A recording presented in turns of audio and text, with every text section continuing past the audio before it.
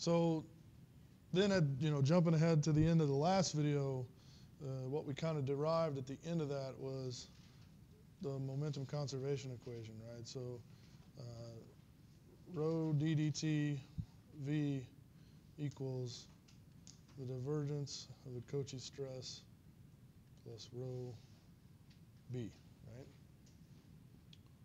And remember this notation, d dt is what, right? It's the material time derivative. So if we wrote this out all the way, right, it would be like rho dv dt plus v dot grad v is equal to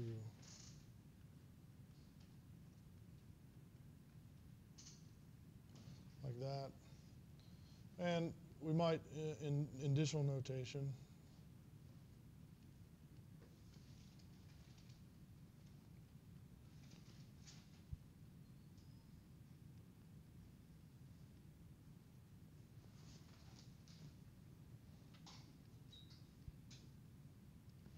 like that. So that's just, it's all the same. And it's where we ended last time. So if it wasn't clear, I mean, if you remember the Cauchy stress, if it's not clear, and that's one of the reasons I wrote it out in additional notation, this is a little x here. This gradient operator here is a little x, right, with respect to a little x. Right? So it's like little x, which means this equation is really only valid or lives in what configuration?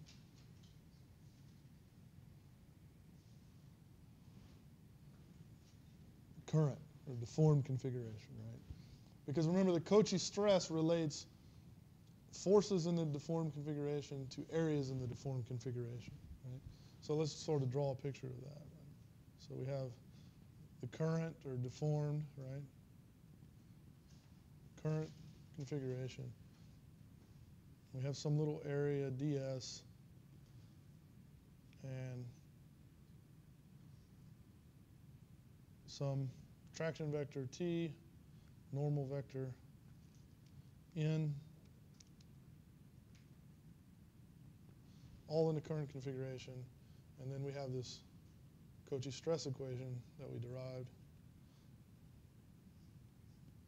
It's this, right? Okay? But areas in the current configuration are a little bit, well, let's say, I was going to say weird. They're not weird. They're just inconvenient for solid mechanics. Because in solid mechanics, one of the things we know really well are areas, line segments in the current configuration, right? We have a piece of material, we can go out and get a ruler and measure it before any deformation occurs, and we know that really well, right? So it might be more convenient to work with areas in the reference configuration, okay? And so if we draw the reference configuration,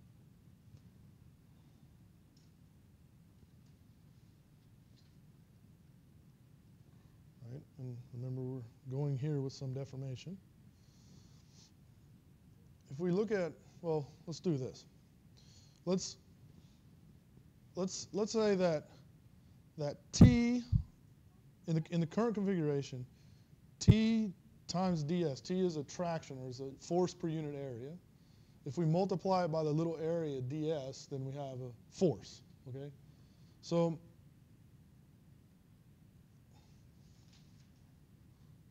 this is dF, and that's equal to T ds, okay? So let's draw that force, that same exact force. It's the same exact vector, okay? Has identically the same components in the reference configuration, right? So here we have the same dF. It's a vector. Well, we have a little area D now, big S, okay? We have a normal vector. We'll use a big N here, right? Keeping with our tradition of capital letters in the reference and lowercase in the deformed. Okay. Now, again, we have this equation in the current, right? Now, would you agree that there's some traction? There's some traction vector, just like I have df equals t ds. Would you agree that down here there's some traction vector in the reference configuration that when I multiply it by the big area gives me df, the same vector? Right? So there's some traction t, right? There's some traction t that when I multiply it by d big S now gives me df, where the two df's are the same, right? There has to be. It's just a vector multiplication. I mean, this is just, right? I mean, it's just, the big T is df divided by ds, right? Has to be. Right? So I know the area in the reference configuration, ds. If I divide df, which is my force in the current configuration, which I just superimposed on the reference configuration, right? And I just divide by that area, that gives me some traction T. But the tractions aren't the same. Okay? The tractions aren't the same, the df's are. And the ds's we measure. Right? They're areas. Okay? So,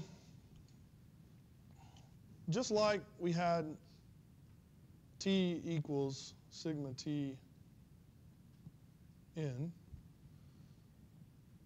we could also say that there's some relationship, there's some tensorial relationship. Remember, we just derived this first equation with geometry, right? And we could do the thing, I'm not going to go through it all, but we could do it all over again in the reference configuration, right? And what we would get would be some tensor, I'll call P net right now, times this. I mean, we just get the same relationship. Okay? So what we're after is sort of, ultimately, is maybe a relationship between the Cauchy stress and this new thing I haven't given a name yet, okay? But clearly a tensor. All right? But in order to get there, one of the things we'll need is a relationship between the unit vectors. So we know, let's write down a couple things we know. We know how arbitrary little vectors transform, little vectors, right, transform between configurations. They transform like this, right? We also know how volumes transform, right? So dV transforms under J dVO. And here's the one time I'm going to break from the tradition of using capital and small vectors, this and density, right? Because there's really no capital density, so we use rho O to represent the, there's no such thing as like a capital, density. They would look the same, right? So we use the symbol rho O in the reference configuration, and we're going to do the same thing here. Of course, there's a little v and there's a big V, but they look so similar, right?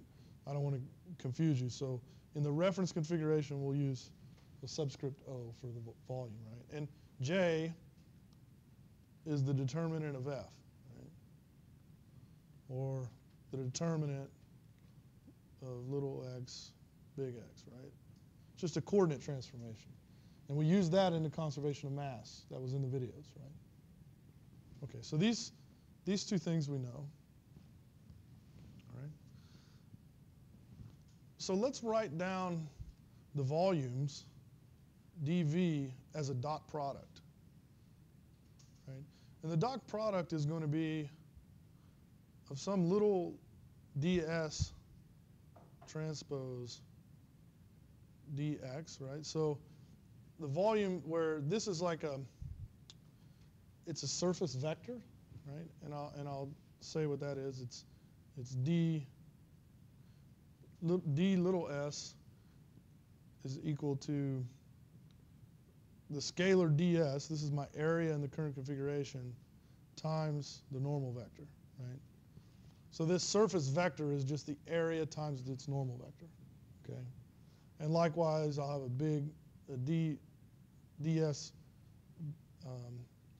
vector in the current configuration, which is d big S times n.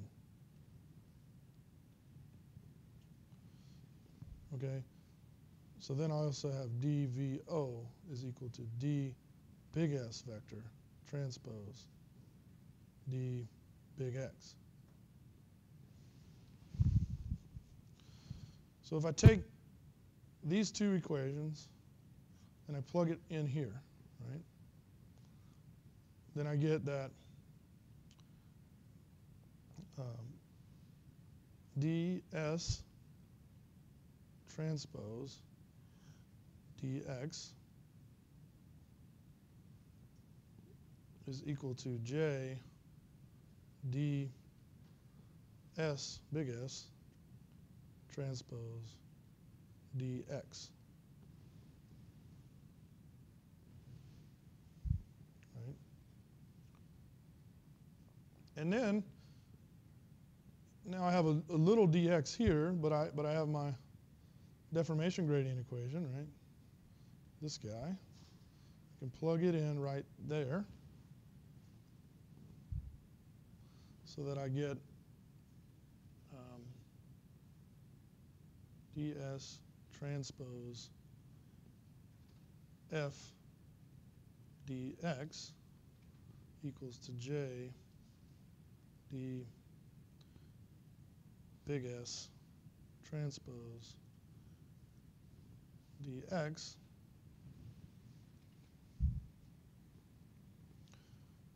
So then the dx's I can cancel on each side of the equation, and I'm going to write the next step here. But I'm just going to solve for, so I have ds transpose, this is little s, is equal to j d big S transpose f inverse.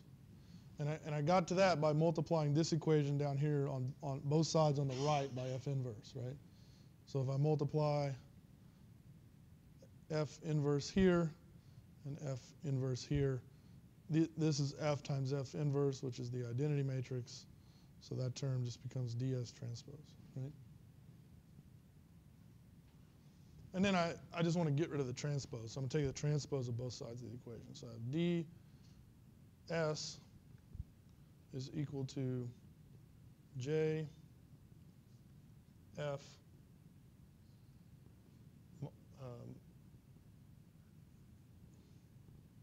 minus transpose, so inverse transpose ds.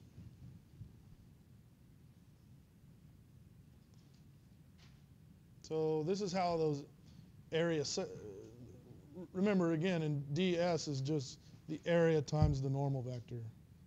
Yeah.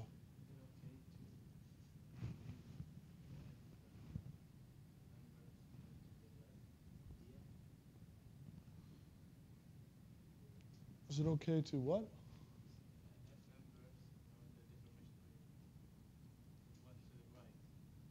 You mean put it here?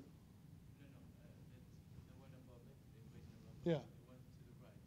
I took the transpose of both sides, right? So you got to be really careful with matrices, right? So on this, I multiply on the right by f inverse, which gives me f inverse, which is the identity matrix. So I have ds transpose left. That's what I have here. And then I have j ds transpose f inverse, okay? So that's what I have here. This is identically what I have here. Now I'm going to take the transpose of both sides of the equation. So ds transpose transpose is ds, okay? And then this is just a scalar. There's no such thing as a transpose of a scalar. So it's the transpose of this quantity, right, which is the transpose of each of them reversed. So I have ds transpose transpose, which is ds, and f inverse transpose, which we write this little shorthand notation. So this is, you can't just, this is the equation. This is called Nanson's relation.